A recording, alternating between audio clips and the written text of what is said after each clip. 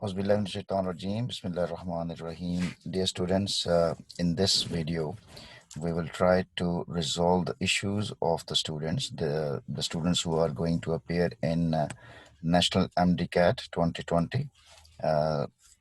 ये जो इम्तिहान जो आप लोग देने जा रहे हैं, जिस अंदाज का ये क्योस डेवलप हुआ, जैसे ये हंगामे बरपा हुए, बेटा ये कोई नई बात नहीं है, हर साल ऐसा होता रहा। लेकिन इस साल तो कुछ ज़्यादा ही जो है ना वो हंगामे हुए और बच्चों के नर्व्स जो है ना वो आजमाए गए।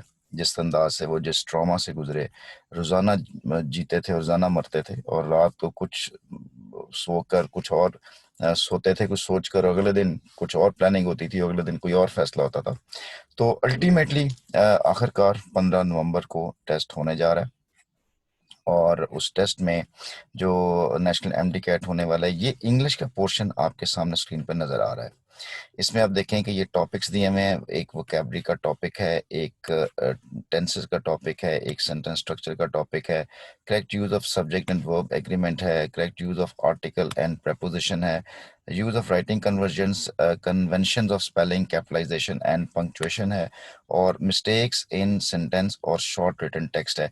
ये 7 टॉपिक सीरियल बनाए उन्होंने, 7 टॉपिक्स बनाए, और आगे उन्होंने इनके नंबर ऑफ क्वेश्चन भी बता दिए, और टोटल जो है 20 क्वेश्चन आएंगे।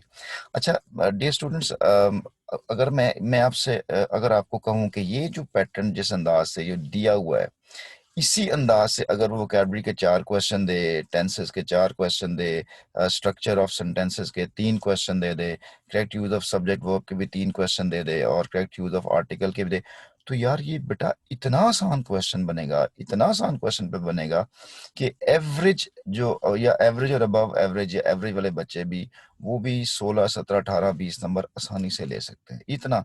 लेकिन मुझे I always seriously doubt on their syllabus and their pattern and the actual paper they present and dish out in the examination hall. I really and seriously doubt about it. लेकिन आपने करना क्या है? What we can do is, बेटा दुनिया में 2 चीजें होती हैं एक्शन के एतबार से। एक ही चीज होती है कि मैं क्या तब्दील कर सकता हूँ और मैं क्या तब्दील नहीं कर सकता, कौन सी चीजें मेरे इख्तियार में है और कौन सी चीजें मेरे इख्तियार में नहीं है। देखिए बेटा, उन्होंने एनएमडी कैट ने पेपर कौन सा सिलेक्ट होना है, कैसा पेपर आना है, कौन से क्वेश्चन आने हैं, बेटा ये ना मेरे इख्तियार में ना आपके इख्तियार में है। वो तो जिसने पेपर बनाना है वो सिक्योरिटी के अंदर और बड़ा सीक्रेट साफ से वो पेपर आ जाएगा। मेरे और आपके करने का जो काम ये है कि हम अपनी मैक्सिमम तैयारी रखें। तो वो मैक्सिमम तैयारी ना वाइदुल हम मस्तता मिन कुव्वा वाली बात है ना, कि दुश्मन के मुकाबले में या इम्तिहान के मुकाबले में अपनी जितनी तैयारी हो सकती है वो करें। तो हम अपनी हद तक मकदूर तैयारी करके जाएं, बाकी नतीजे का जो इख्तियार है बेटा वो अल्लाह ताला के हाथ में, वो आपके इख्तियार में नहीं है। तो हम देख लेते हैं वोकैबुलरी के हवाले से। बेटा जो 4 क्वेश्चन आने, उसने को मेंशन नहीं किया कि सिनोनिम्स होंगे या एंटोनिम्स होंगे। चाहे सिनोनिम्स हो चाहे एंटोनिम्स हो, उसने आपको एक लिस्ट दी हुई है। वो लिस्ट 8-10 वर्ड्स की है, लिस्ट जो ऑलरेडी दी है। ओ सॉरी, 8-10 नहीं है, ये वो 2-10 वर्ड्स है जिसकी वो लिस्ट दी हुई है उसने, और उसमें से वो 4 क्वेश्चन जो है ना वो आपके देगा। इसमें लेकिन सेंटेंस कंप्लीशन नहीं है, ठीक है ना। देखें कोई सेंटेंस कंप्लीशन नहीं लिखा हुआ, लेकिन may be it's most likely is possible that वो सेंटेंस कंप्लीशन के अंदर ही वोकैबुलरी दे दे। फिर वो वोकैबुलरी सिनोनिम्स देगा कि एंटोनिम्स देगा, ये भी उसने कोई खास अंदाज से यहाँ पे मेंशन नहीं किया हुआ। लेकिन इससे कतई नजर आपको बेटा घबराने की जरूरत नहीं है। आपको मैंने बेटा वोकैबुलरी के बारे में डिटेल के साथ बताया हुआ है कैसे। लेकिन आपको मैं मुख्तसी बात बता दूं कि वोकैबुलरी के हवाले से बेटा जो क्वेश्चन आए, मतलब ये आप जब भी कोई क्वेश्चन, जब भी वोकैबुलरी की बेटा बात आएगी ना, तो आपने क्या करना है कि कोई हेड वर्ड है, फॉर एग्जांपल कोई हेड वर्ड है बिविल्डर, हेड वर्ड है आपका बिविल्डर। ये आपकी यूएचएस वर्ड, ये जो उसने आपकी एमडी कैट की सिलेबस में ये वर्ड दिया हुआ है बिविल्डर का। तो आपने इस वर्ड को याद करने का जो बेस्ट तरीका होता है ना, उसके मीनिंग्स, आप जो डिक्शनरी मीनिंग्स हैं वो आपको आने चाहिए। डिक्शनरी मीनिंग्स का मतलब ये है कि जब डिक्शनरी खोलते हैं तो उसमें उसकी इसकी ना वो दिया होता है, नंबरिंग दी होती है, नंबर 1, नंबर 2, नंबर 3 मीनिंग्स दिए होते हैं। ज्यादातर वर्ड्स के एक ही मीनिंग होते हैं, लेकिन कुछ ज्यादा वर्ड होते हैं जिनके मीनिंग 2, 3, 4 भी मीनिंग्स होते हैं। आपने बेटा उन मीनिंग्स को अंडरस्टैंड करना है। जब आप उन मीनिंग्स को पढ़ लेंगे तो फिर बेस्ट वे ये है कि उससे एक सेंटेंस बनाएं, वो कोशिश करें कि अपना सेंटेंस बना लें तो ज़्यादा चीज़ें आसान होंगी। और उस सेंटेंस को बनाने के बाद उस वर्ड के साथ चीज़ों को एसोसिएट करें, चीज़ों के साथ, बंदों के साथ, वाक़यात के साथ, तो वो वर्ड आपको समझ में आ जाएगा यार ये किस सेंस में यूज़ हुआ है। तो ये वोकैब्युलरी के बाद एक बैठ के आपको बेटा पिछले 6 महीनों के अंदर आपने अच्छी तैयारी की हुई है। आपको उस वर्ड के बल्कि एक नहीं, 2-2 नहीं, आपने 10-10 सिनोनिम भी याद किए हुए हैं, उसके 10-10 एंटोनिम भी याद किए हुए हैं। तो इसको इस लिहाज से आपको घबराने की ज़रूरत नहीं है। आपको जो सबसे इम्पोर्टेंट चीज़ जो बच्चे मिस करते हैं ना, वो इसका यूज़ होता है कि ये वर्ड किस सेंस में यूज़ हुआ है, वो नहीं बेटा जी आपका सही कर पाते। तो आपने यूज़ सीखे हैं, वो कैसे होगा, वो सेंटेंस के साथ होगा और किस सिचुएशन में वर्ड यूज़ होगा, शेड्स ऑफ मीनिंग के साथ होता है, तो वो आपकी सेंटेंस कंप्लीशन भी सॉल्व करेगा और वोकैब्युलरी को भी सॉल्व कर देगा। ठीक है बेटा जी, वोकैब्युलरी हमारा क्लियर हो गया। अब पोर्शन है आपका टेंसेस का। टेंसेस के अंदर बच्चे आपको मैं एक बात बता दूं, मैं आपको एक मजे की एक सेंटेंस आपके सामने लिखाता हूँ। देखो बेटा, एक सेंटेंस है, ही डैश, मैं यहाँ सेंटेंस लिख देता हूँ दोबारा, ही डैश अ लेटर। ये मैंने एक सेंटेंस लिखा आपके सामने, ठीक है। और मैं कहता हूँ जी बताएं इसके साथ ऑप्शन क्या है। इसकी एक ऑप्शन बन सकती है राइट्स, एक ऑप्शन बन सकती है रोट, एक ऑप्शन बन सकती है विल राइट। मुझे बताएं इसमें से कौन सा ऑप्शन ठीक है। आप कहेंगे सर सारे ही ऑप्शन ठीक बनते हैं, चलें मान लिया। एक है इज राइटिंग, अब बताएं इज राइटिंग ठीक होगा। दूसरी ऑप्शन है वॉज राइटिंग, बताएं कौन सी ऑप्शन ठीक होगी। एक ऑप्शन है विल बी राइटिंग, अब बताएं कौन सी ऑप्शन होगी। आप कहेंगे सर इज राइटिंग भी ठीक है, वॉज राइटिंग ठीक है, विल बी राइटिंग भी ठीक है, बिल्कुल सही आप कह रहे हैं। अगर मैं इसका कहूँ कि इसकी ऑप्शन क्या हैज रिटन होगा, आप कहेंगे कि हैज रिटन भी आ सकता है। क्या इसकी ऑप्शन हैड रिटन आ सकती है, बिल्कुल आ सकती है, हैज रिटन भी आ सकता है। और what about will have written, will have written भी आ सकता है, विल हैव रिटन भी आ सकता है। अब ये सारे ऑप्शन आ सकते हैं, इसके साथ हैज बीन राइटिंग भी आ सकता है। मजे की बात, हैज बीन राइटिंग भी आ सकता है और हैड बीन राइटिंग भी आ सकता है, हैड बीन राइटिंग भी आ सकता है और विल हैव बीन राइटिंग भी आ सकता है। अब आपने गौर किया कि जो मैंने जो 12 ऑप्शन लिखे हैं ये 12 के 12 टेंसेज हैं, सही है ना। टेंसेज ये 12 टेंसेज हैं। इन 12 टेंसेज बेटा ये सारे ऑप्शन यहाँ पे आ सकते हैं। तो फिर क्या हम करें, हमें कैसे पता चलेगा कि यहाँ पे कौन सा ऑप्शन आएगा। बेटा मैं आपको एक बात बताऊं, एक टेंसेज होता है, टेंसेज में दो चीजें होती है। टेंस होता है time of an action, action का एक खास टाइम होता है, वो टाइम हमने अपने बनाए होते हैं, एक प्रेजेंट होता है, एक पास्ट होता है, फ्यूचर होता है। तो भाई ही राइट्स का मतलब है कि एक हैबिचुअल एक्शन है। तो अगर मैं कहूँ कि ही राइट्स अ लेटर, तो मुझे ये पता चल रहा होगा ये उसकी कोई हैबिट है या उसकी कोई रूटीन है, लेकिन मुझे इससे कोई आइडिया नहीं हो रहा कि ये हैबिट है या रूटीन है जब तक इसके साथ डेली का वर्ड नहीं लगा हुआ। ही डेली राइट्स अ लेटर होगा तो फिर हमारा आंसर राइट्स होगा। क्योंकि अगर डेली नहीं लिखा हुआ, रेगुलरली, एडवर्ब ऑफ वो जो एडवर्ब फ्रीक्वेंसी बेटा इसने यही नहीं लिखा हुआ, तो मैं राइट्स नहीं लिख सकता बेटा इसके साथ आंसर। इसके बाद मैं कहूँ कि ही रोट अ लेटर, तो वो मैं कहूँ यहाँ पे कोई yesterday, the other day, the last कुछ नहीं लिखा हुआ, तो मैं वो भी नहीं लिख सकता। और ही विल राइट कोई टुमारो, कोई इन अ मोमेंट, वाइल, वो भी नहीं लिखा, तो बेटा मैं ही विल राइट भी नहीं लिख सकता इसके साथ, मैं नहीं कर सकता, इट विल बी रॉन्ग। अच्छा चलें, क्या मैं इसके साथ ये वाला ऑप्शन लिख सकता हूँ कि ही विल राइट भी नहीं हो सकता, ही इज राइटिंग नाउ, अभी वो काम कर रहा है, ये भी नहीं हो सकता बेटा। ही वॉज राइटिंग कभी भी सेंटेंस में अकेला इस्तेमाल नहीं होता, ये रेफरेंस के साथ इस्तेमाल होता है। मतलब when I visited him he was writing a letter, तो तब मैं वॉज राइटिंग कर सकता हूँ, अदरवाइज ये भी नहीं लिख सकता मैं। He will be writing a letter, ये भी रेफरेंस के बगैर नहीं होता। इसका आंसर करेक्ट होगा ही हैज रिटन लेटर, क्योंकि ये माजी करीब के लिए यूज होता है और इसके लिए कोई मार्कर की जरूरत नहीं होती कि यहाँ पे कोई मेंशन किया हो। तो ही हैज रिटन बिल्कुल सही होगा। ही हैड रिटन भी बगैर, ये हमेशा रेफरेंस के साथ आएगा, अकेला यूज नहीं होगा।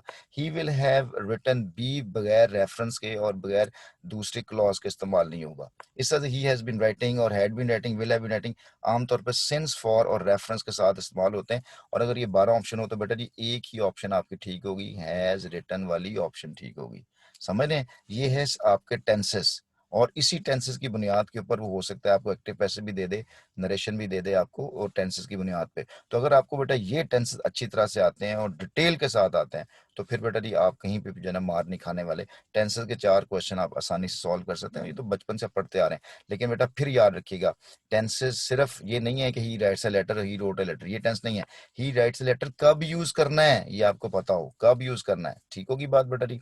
अच्छा, इसके बाद बेटा ये जो correct use of subject verb, ये सब्जेक्ट वर्ब एग्रीमेंट है बेटा, इसके ऊपर तो हम डिटेल से बात कर चुके हैं कि 14 सिंगुलर सब्जेक्ट्स हैं, 9 जो हैं वो प्लूरल सब्जेक्ट्स हैं। सिंगुलर सब्जेक्ट के साथ सिंगुलर वर्ब आना है, प्लूरल के साथ प्लूरल सब्जेक्ट वर्ब आना है। और इसकी हमारे टोटल 45 पॉइंट्स थे। ये हमने इसकी मैंने एक वीडियो भी बनी हुई है, आप उसको देख भी सकते हो, बड़ी आसानी के साथ इसको आप सॉल्व कर सकते हो।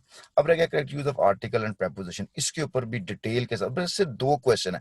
अब मैं ये बात हजम करने को तैयार नहीं हूँ कि पिछले 12 सालों से जो एंटी टेस्ट के अंदर जो क्वेश्चन आ रहे हैं वो मोस्टली 90% प्रेपोजिशन के होते हैं। तो ये प्रेपोजिशन के 2 क्वेश्चन कैसे दे सकता है, मुझे नहीं समझ में आ रही बात। लेकिन अल्लाह करे कि वो इसको फॉलो कर ले इस पैटर्न को, तो क्या ही बात है। तो प्रेपोजिशन और आर्टिकल बेटा, प्रेपोजिशन एक वर्ड होता है जिसके फौरन बाद नाउन ने आना होता है, और वो जो नाउन है ना अपने किसी पिछले वर्ड के साथ लिंक करता है। वो बताता है कि वो 3 चीजें होती हैं प्रेपोजिशन के अंदर, एक प्रेपोजिशन खुद वर्ड, उससे पहले वाला वर्ड, और प्रेपोजिशन के बाद तो नाउन ही नाउन होता है। कुछ फिक्स प्रेपोजिशन होते हैं, कुछ कॉन्टेक्चुअल होते हैं। इसके ऊपर भी मैंने एक वीडियो बनाई हुई है, वो भी आप पीछे मैं लिंक में इसको देता हूँ, वो आप लिंक में इसको देख सकते हो। ठीक है बेटा जी, आर्टिकल ए एंड द आसान है, ये भी नाउन से पहले आता है। It's not a big issue, ये हमने किए हुई चीजें, ये आसान है, कोई बहुत बड़ा इशू नहीं है। अच्छा, अब आता है use of writing convention of spelling, capitalisation and punctuation. ये जो पंक्चुएशन है ना बेटा, पंक्चुएशन के लिए 5 चीजें आपने ज़हन रखनी है। इसके ऊपर भी मेरी एक वीडियो बनी हुई है, वो भी आपको मैं इसका लिंक जो है वो डिस्क्रिप्शन में दे दूंगा। कि पंक्चुएशन के लिए बेटा जी आपने सिर्फ 5 चीजों को फोकस करना है कि कैपिटलाइजेशन कहाँ पे आनी है, कॉन्ट्रैक्शन कहाँ पर आनी है, कॉमे का इस्तेमाल कहाँ कहाँ पे होता है, और सेमी कॉलन कब यूज होता है, कॉमा कॉलन कब इस्तेमाल होता है, साइन ऑफ एक्सक्लेमेशन कब यूज होता है। तो it's not a big deal, ये बहुत आसान है। इसके भी 2 क्वेश्चन देखें, कैपिटलाइजेशन के ऊपर बड़े क्वेश्चन बन सकते हैं, पंक्चुएशन के ऊपर बन सकते हैं, और कन्वेंशन स्पेलिंग जो है, ये स्पेलिंग बेटा जी आप 9th-10th के अंदर पढ़ते आ रहे हैं, ये कोई बहुत बड़ा इशू नहीं होगा कि इजीली आप स्पेलिंग को भी फाइंड आउट कर सकते हो। अच्छा, अब आ गया mistake in sentence in short, ये जो है ना mistake in sentence in short written text, इसके अंदर एक चीज वो आ गई सेंटेंस स्ट्रक्चर। ये जो मैंने आपको नंबर 3 के ऊपर मिस किया, ये सेंटेंस स्ट्रक्चर के ऊपर बच्चों ने बहुत अक्रॉस द कंट्री मुझसे सवाल किया कि सर स्ट्रक्चर ऑफ सेंटेंस के बारे में बताएं, ये क्या चीज है। तो बेटा मैं कोशिश करता हूँ कि आपको ना स्ट्रक्चर ऑफ सेंटेंस के बारे में बताऊं। तो इसके बारे में जरा आपको थोड़ा सा मैं गाइड कर दूं कि सेंटेंस स्ट्रक्चर जो है हमारा कैसा होगा। मैं बेटा एक नई चीज आपको जरा इसको इसको जरा मैं कर देता हूँ, इरेज कर देता हूँ सारा, और इरेज करने के बाद मैं आपको ये सेंटेंस स्ट्रक्चर बता देता हूँ सारे। सेंटेंस स्ट्रक्चर लें जी बेटा जी, सेंटेंस स्ट्रक्चर में बेटा जब भी सेंटेंस स्ट्रक्चर की बात होगी ना तो आपने बिल्कुल नहीं घबराना, क्योंकि सेंटेंस स्ट्रक्चर भी आपको पहले से आता है, अच्छी तरह से आता है। सेंटेंस स्ट्रक्चर होते हैं 3 तरह के, एक होता है सिंपल सेंटेंस, सिंपल सेंटेंस, एक होता है कॉम्प्लेक्स सेंटेंस, और एक होता है compound sentence. Compound simple sentence में 1 क्लॉज होती है, सिर्फ 1 क्लॉज होती है, और कॉम्प्लेक्स के अंदर 2 क्लॉजेज होती हैं, और कंपाउंड के अंदर भी 2 क्लॉजेज होती हैं। वाह, तो फिर ये हमें कैसे पता चलेगा कि ये कॉम्प्लेक्स है और ये कंपाउंड है। ये हमें जानने के लिए कि ये कॉम्प्लेक्स है कंपाउंड है, हमें ये सिंपल 1 क्लॉज का तो मतलब है ना एक सब्जेक्ट है और एक वर्ब है। जैसे मैं कहता हूं कि sir Tahir teachers, teachers want English, तो ये तो एक सिंपल सेंटेंस हो गया, क्योंकि ये आपका सब्जेक्ट है और ये आपका क्या हुआ, वर्ब आ गया। अब ये 1 क्लॉज है, 1 आपका सेंटेंस, एक ही सेंटेंस है, तो ये तो सिंपल सेंटेंस हो गया। इसमें 1 सब्जेक्ट एक वर्ब। अच्छा, बाज का ये भी होता है कि एक सब्जेक्ट होता है और 2 वर्ब भी उसके साथ आ रहे होते हैं, sir teachers and explain and, तो वो verb number of verb increase हुए हैं, सब्जेक्ट इंक्रीज नहीं हुआ। लिहाजा इसको हम जो है वो इसको सिंपल सेंटेंस ही कंसिडर करेंगे, ठीक है। लेकिन जैसे ही इसके अंदर 2 क्लॉजेज आ जाएं, sir Tahir teachers English and students understand. तो अगर मैं जब कहूँ कि स्टूडेंट्स अंडरस्टैंड्स, स्टूडेंट्स अंडर, अब देखें स्टूडेंट्स है तो अंडरस्टैंड होगा, स्टूडेंट अंडरस्टैंड हिम वेल। अब देखो ये मेरा एक सेंटेंस बन गया, ये स्टूडेंट्स क्या हुआ सब्जेक्ट और ये क्या हुआ। अब ये दो सेंटेंस है, ये मैंने दोनों सेंटेंस को फुल स्टॉप से अलग कर दिया है, दोनों सेंटेंस को फुल स्टॉप से मैंने क्या किया अलग। अब मैं ये दो सेंटेंस हैं, दो सिंपल सेंटेंस है, अगर मैं चाहता हूँ इनको मैं जोड़ना चाहता हूँ, इनको जब मैं जोड़ना चाहूंगा ना तो मेरे पास बेटा जी क्या होंगे, दो तरीके हैं। एक तो ये कि मैं इनके दरमियान क्या लगा दूं, यहाँ पे लगा दूं सेमीकोलन, इसको इसको खत्म करके ना यहाँ पे सेमीकोलन लगा दूं और एस जो है ना वो स्मॉल ही रखूंगा इसको, तो ये मेरा एक सेंटेंस बन जाएगा। ये सेंटेंस मेरा कंपाउंड सेंटेंस बनेगा। क्यों कंपाउंड सेंटेंस बनेगा, क्योंकि इस कंपाउंड सेंटेंस के अंदर ये भी इंडिपेंडेंट सेंटेंस था और ये भी इंडिपेंडेंट सेंटेंस था, तो ये मेरा कंपाउंड सेंटेंस बन जाएगा। कंपाउंड सेंटेंस के अंदर हम क्या करते हैं कि दो इंडिपेंडेंट क्लॉजेज होती हैं और हम उसको सेमीकोलन जोड़ देते हैं। एक और तरीका भी है कि मैं क्या करता हूँ कि यहाँ पे लगाऊं एक कॉमा और कॉमे के बाद लगा दूं एंड लगा दूं या फॉर लगा दूं। ये बेटा फैन बॉयज वाला जो सीन है ना, ये बेटा आप 9 10 से पढ़ते आ रहे हैं, इसको एक्सप्लेन करने की जरूरत नहीं है। इसमें फॉर है, एंड है, नॉर है, फॉर है, एंड है, नॉर है, बट है, और है, येट है, सो, ये वाले वर्ड कॉमे के साथ लगा करना तो आप एक कंपाउंड सेंटेंस बन सकता है। तो कंपाउंड सेंटेंस आप आंखें बंद करके पहचान सकते हो कि कहाँ पे है।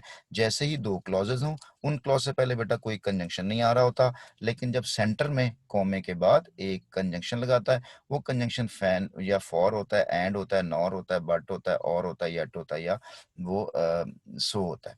तो वो हम लगाकर उसको कंपाउंड सेंटेंस बना देते हैं। ठीक है।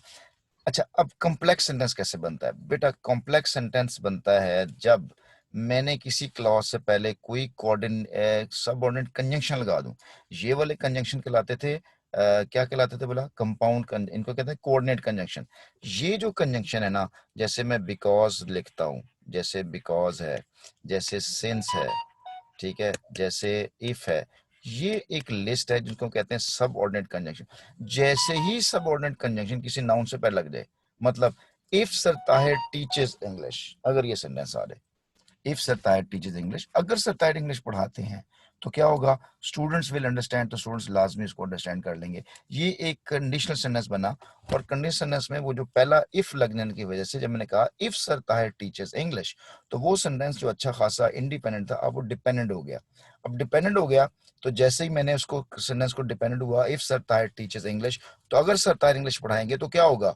Students will understand, students will understand, students को समझ लेंगे। तो ये हमारा कॉम्प्लेक्स सेंटेंस बन गया। ठीक है।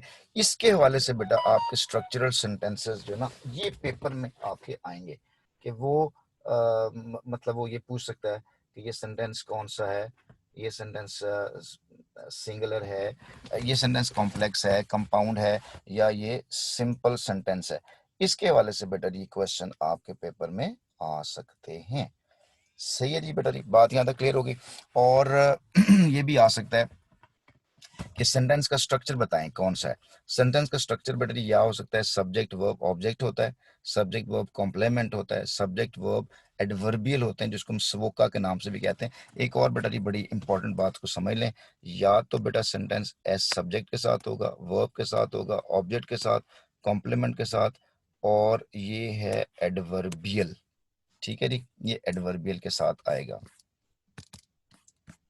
एडवर्बियल के साथ। तो सब्जेक्ट वर्ब ऑब्जेक्ट कॉम्प्लीमेंट और ए से एडवर्बियल बनता है। ये है स्वोका का बेस्ट जो है सेंटेंस स्ट्रक्चर। मतलब subject who is doing action, verb what is action, object on what action is doing, और कॉम्प्लीमेंट यूज होता है जो सेंटेंस को कंप्लीट करने के लिए इस्तेमाल होता है। और एडवर्बियल से घबराना नहीं है, ये एडवर्ब की फॉर्म ही होती है, एडवर्ब की फॉर्म होती है। मैं कहता हूं कि sir Tahir teachers English in the classroom every day, तो ये हमारा सेंटेंस बन गया। तो ये सब्जेक्ट वर्ब ऑब्जेक्ट ये भी बेटा जी आप बचपन से पढ़ते आ रहे हैं, कोई बहुत बड़ी जो है ना वो गेम नहीं है। फिर आपको ट्रांसटिव एंड ट्रांसटिव के बारे में पता है कि अगर एक वर्ब के बाद वर्ब ट्रांसटिव हो तो ऑब्जेक्ट आता है, और एक ट्रांसटिव वर्ब के बाद अगर दो ऑब्जेक्ट आ जाए तो वो डायरेक्ट ट्रांजिटिव वर्ब बन जाता है। ठीक है जी। तो ये इस तरह की छोटी-मोटी चीज़ें ये पेपर में आ सकती हैं, but I don't think so कि वो ऐसा पेपर में आपको इस तरह की टेक्निकल चीज़ें जो है ना आपको पेपर में पूछेगा। वो ये आपको simple sentence, complex sentence, compound sentence के बारे में पूछेगा। एक और तरह का सेंटेंस स्ट्रक्चर होता है जो मीनिंग के लिहाज से होता है। मीनिंग के लिहाज से भला कैसे होता है? वो मीनिंग के लिहाज से ऐसे होता है कि वो कहता है कि बताएँ ये सेंटेंस नेगेटिव है, ठीक है, ये सेंटेंस पॉजिटिव, जो नेगेटिव पॉजिटिव सेंटेंस उसको अफर्मेटिव सेंटेंस कहते हैं। वो स्टेटमेंट होती है, और जिसके अंदर क्वेश्चन मार्क बना होता है वो कौन सा होता है? इंट्रोगेटिव होता है। ठीक है, जिसके अंदर साइन ऑफ एक्सक्लेमेशन होती है वो क्या होता है? वो इंपेरेटिव सेंटेंस होता है जिसमें ऑर्डर। तो इंपेरेटिव, इंट्रोगेटिव, स्टेटमेंट, ये तो बेटा जी बच्चों वाली बात है ना। आई डोंट थिंक सो कि वो एक आपको सेंटेंस दे के कहेगा कि बताएं ये सेंटेंस की टाइप कौन सी है। ठीक है ना, तो वो बच्चों वाली चीजें बेटा वो पढ़ी हुई हैं, बस उसको रिवाइज कर लीजिएगा। इस तरह वो पेपर में आपको दे सकता है। ठीक है जी। तो ये है सारी आज की बेटा जी बातें। आई होप सो के ये बड़ी वीडियो आपको काम आएगी, आपके पेपर को हेल्प आउट करने के लिए। अच्छा, अब बच्चों का एक बड़ा सवाल ये बनता है कि क्या सर मॉडिफायर्स नहीं आ रहे, एडजेक्टिव एडवर्ब्स नहीं आएंगे, वगैरह वगैरह नहीं आएगा? तो मेरा बेटा ये देखो साथ में लिखा हुआ है मिस्टेक्स इन सेंटेंस और शॉर्ट रिटन टेक्स्ट। ये जो मिस्टेक्स है ना सेंटेंस के अंदर, तो सेंटेंस के अंदर जो मिस्टेक ये शॉर्ट रिटन टेक्स्ट है, मतलब एक टेक्स्ट दे देगा, सेंटेंस दो देगा, दो सेंटेंस दे देगा, उसमें मिस्टेक। तो बेटा उसके अंदर मिस्टेक सब्जेक्ट की भी हो सकती है, वर्ब की भी हो सकती है, एडजेक्टिव की भी हो सकती है, एडवर्ब की हो सकती है। तो आपने उसको ऑल टुगेदर इग्नोर नहीं करना कि बिल्कुल छोड़ के बैठ जाए जी वो तो पेपर में आनी ही नहीं है चीजें। नहीं बेटा नहीं, आपने वो सारी चीजें एडजेक्टिव एडवर्ब की सारी करनी है, और पार्ट्स ऑफ स्पीच आपने सारे तैयार करके जाने हैं।